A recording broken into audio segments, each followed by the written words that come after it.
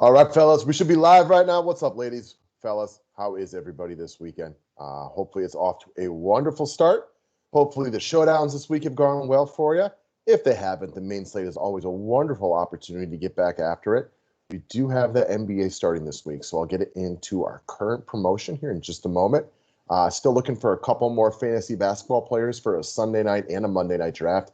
If you are interested, please let me know. I would love to have you come join with the other players that we got and get some year-long fun going. So click that thumbs up button and let's dive right into this week's plays. All right. So as far as the promotion I got right now, so a while back, and we don't talk about it a lot, we added a weekly pass available to people. So what you get with a weekly pass this week is you're going to get NFL, you're going to get this week's main slate, you're going to get the showdown videos, and what that goes along with it. You also get the first week of NBA. Good opportunity to check it out. It's only $15 for the week. I'll give you a $5 rebate, making it only $10 this week. Sign up, you'll get your rebate right away. Keep moving along from there. Subscribe to the station if you're new to it. Thumbs up is appreciated. Let's talk about the quarterback position. So first things first, hard not to at least take a really good look at the Chiefs against Washington this week for a couple of reasons. One, and first and foremost, we went into the year not expecting the Chiefs defense to be great, but you knew their offense was great. Offense hasn't been as good as we would anticipate, and the defense has been maybe even worse than we've anticipated, hence the reason they're 2-3. But this also means that for week 6, the Kansas City Chiefs have a lot more to play for than would have been expected, meaning Patrick Mahomes is in a really, really good spot. I know he's expensive, but it's super easy to get up there this week. Gotta love this game.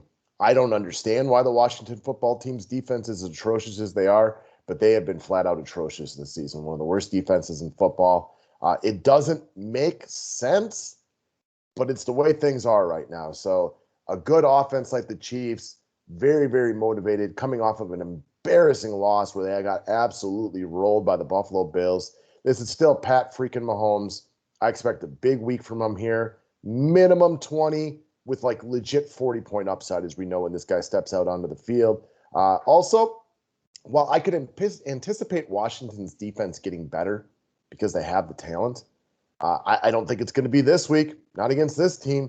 And I also just can't really see the Chiefs' defense being that much better. It might get us a little better as the season goes along, but this is a defense that has guys in the wrong spot all the time. Constant miscommunication issues. People aren't even close to where they're supposed to be. It is hard to clean up stuff like that in 1 week. So not what I'm going to be betting on.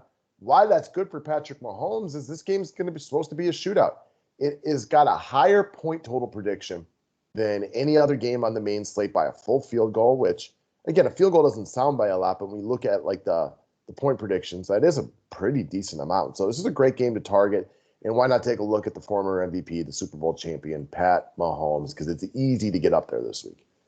Next up, one of the reasons it's easy to get up there this week, we got a couple running backs in play this week with their lead guys out. So let's take a look at the Cleveland Browns. We got KAREEM Hunt here, 6,200. Great spot this week at home against Arizona. By now, most of you guys know Nick Chubb is out.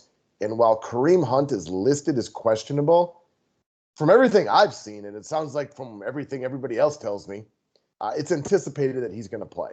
If he is out, don't play him. But I think we all kind of expect him to be play. And it's Saturday right now making this video. I'm kind of thinking we're going to find out today, so we don't necessarily need to wait because this is the late game. Take that for what it's worth.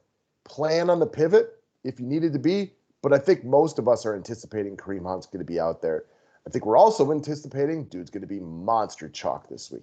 This is not your normal backup running back. I think KAREEM Hunt would be the number one guy in all but maybe 5, maximum 10 teams. So he's really good. This is kind of like an even better version of when Madison comes in for Dalvin Cook. Like Alexander Madison's really good. He is better than quite a few starting running backs in the NFL.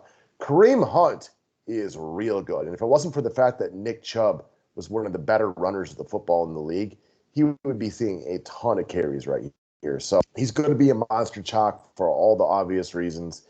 Unless we hear like he's limited, I think the easy route is to play him. In any best lineup, you're going to use him. And if you're fading him, you're kind of planning on him getting re-injured, the Browns just taking and playing one of their worst games in a long time, or like he just doesn't score. Like he could have 80 yards rushing, 40 yards receiving with 4 catches and be okay, but not getting in the end zone. But I think in any ideal lineup, assuming he's a full go, which it sounds like we think he will be, I think you have to play Kareem Hunt. Next up, speaking of other cheap running backs, we got KHALIL Herbert of the Chicago Bears. He's below 5K. He might actually be a bell cow this week. So the Bears' top 3 running backs are out. We haven't seen Tariq Cohen in many a hot minute. David Montgomery's on the IR, and now it sounds like, sorry on a brain fart, Williams won't be out there this week either due to a COVID situation. So it looks like it's going to fall very much on the shoulders of KHALIL Herbert. And I think it's a good thing. He had 18 carries last week against Oakland. That's big for me. He's got his feet wet. Yeah, he's got his feet wet in this one. He's going to come into this game a little bit more comfortable, already having, been a featured back. Maybe not the featured back, but he was really splitting time last week. He doesn't necessarily have a ton of experience at the NFL level within the receiving game. Bears also don't have a lot of options right now. My Packers defense has played better as the season progressed. Obviously, week 1 against New Orleans was awful. So they've been playing better, but they're not scary, right? Like, we're still missing our best pass rusher. He may not even play this year. Jair Alexander, game's top corner or top couple corners, not in this game. So you're not really expecting like great things from Green Bay's defense. They might be formidable, but they're not scary. So, at home, big time rivalry game. I'm assuming, you don't want to have Justin Fields drop back and try to throw it 30 times. So I think Herbert's in line for, likelihood, unless they get down big early, 20 touches, which is a great thing for a running back below 5K. At that point, talent isn't even a major factor. It's all about touches. Not that talent doesn't matter. You guys just know what I'm saying. Like any running back with 20 touches below 5K is going to be in play. Next up, let's talk about this week's cover boy, Jamar Chase. So when some of these guys come into the league and you just got to watch a couple games. I know the Bengals, I think they did a Thursday night football game. Then I watched them play my Packers last week. Like, I'm in. Jamar Chase is a flat-out stud. So I don't really care where you play him. I just think he's wildly in play, probably most weeks. Detroit Lions, kind of like the Packers defense. Playing a little bit better, but we're not scared of them, right? Like, there's nothing scary about Detroit's defense. Playing better than the worst defense in the league it's not that hard. So they are playing better. I want to give them credit for that. They've had a couple of rough luck losses this year, but we are not scared of the Detroit Lions defense. This should be a good game. Burrow loves this young man. Obviously, this goes back to, their connection in yesteryear. But they are loaded at wide receiver, and I already think he's the best of the bunch. This kid's really, really, really good. He's a stud. He's a big play waiting to happen. Burrow looks for him early and often. He's got 5 touchdowns in 5 games, 6,700, good matchup, dome game, no wind. I mean, there's a lot to like right here, and he really kind of just fits into that that comfort zone of wide receiver as far as price is concerned, in my opinion. Next up, let's talk about the tight end position, and we're going to go right back to the game that we mentioned early on. It's a great place to look for offense, and that's Washington against Kansas City this week. Looking at the tight end position, you got Ricky Seals-Jones for only 3K, and it's hard not to love this game, and it's hard not to be interested in him. So Seals-Jones is not Travis Kelce like on the other side of the ball, but he's only 3K. We know Logan Thomas is gone.